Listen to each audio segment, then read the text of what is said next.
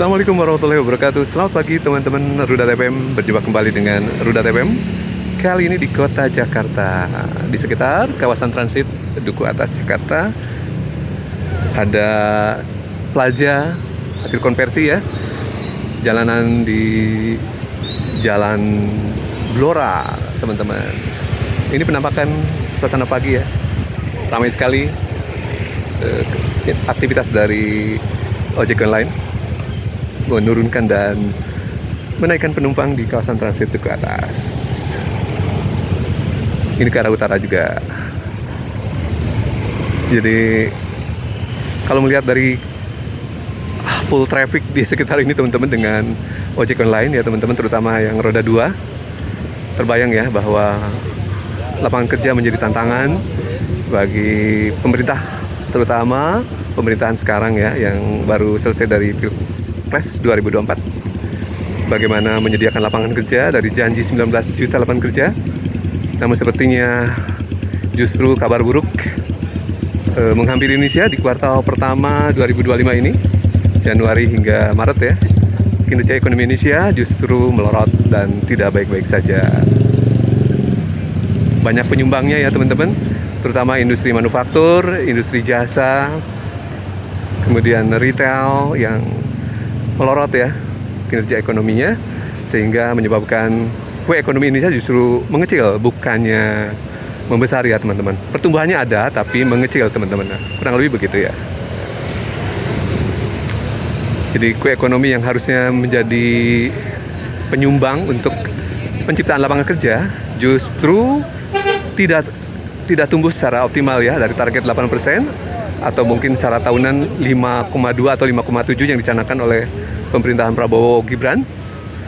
Sepertinya harus menelan pil pahit ya. Di kuartal pertama malah drop, ada dari kuartal ke kuartal sekitar 0,98% turunnya. Jadi harus bekerja keras lebih lagi, lebih strategis lagi ya teman-teman untuk penciptaan lapangan kerja. Jangan sampai yang muncul adalah populasi ojek online yang membludak di mana-mana karena tidak kemampuan pemerintah untuk menciptakan lapangan kerja. Sangat prihatin Rudat FM terus terang saja melihat membesarnya populasi dari Grab, Gojek dan sejenisnya teman-teman ya, yang merupakan exit point dari angkatan kerja yang tidak tersedianya lapangan kerja sehingga masuk ke sektor tersebut, di mana banyak pabrik yang tutup ya. Bahkan industri yang terbaru adalah industri pertelevisian mengalami PHK massal di beberapa penyedia jasa tayangan televisi ya. Ada Kompas TV, ada kemudian CNN Indonesia, ada juga MNC Group ya teman-teman. Bahkan TV One pun dikabarkan sempat mem-PHK sebagian ya, untuk menjaga efisiensi tentu saja dari industri tersebut agar tetap bisa survive ya teman-teman di era tayangan yang masif multimedia ya.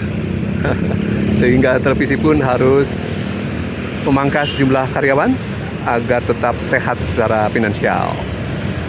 Nah, kita tuntut janji-janji Pilpres 2024 yang lalu ya, terutama penyediaan lapangan kerja yang kabarnya dijanjikan 19 juta ya pada debat Pilpres 2024 yang lalu. Kita harus refresh terus agar pemerintah tidak lalai, tidak abai terhadap janji-janji tersebut, termasuk juga target ekonomi 8% di tahun 2029 yang berimplikasi kepada penyediaan lapangan kerja bila memang terpenuhi. Namun sayangnya kalau lihat Rudat FM perhatikan saat ini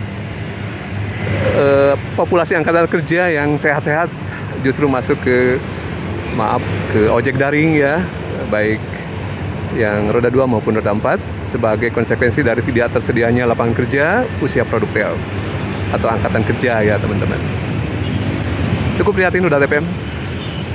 Bahkan mungkin secara latar belakang pendidikan mereka merupakan pendidik ya, ada yang sarjana barangkali. Mungkin tidak hanya sedikit justru malah ya teman-teman, bahkan usia-usia di atas 24 ya, dan di bawah 30 juga Kalau Roda Tem perhatikan muka-mukanya banyak sekali ya teman-teman. Namun secara angka Roda Tem belum punya datanya ya sehingga tidak bisa berbicara.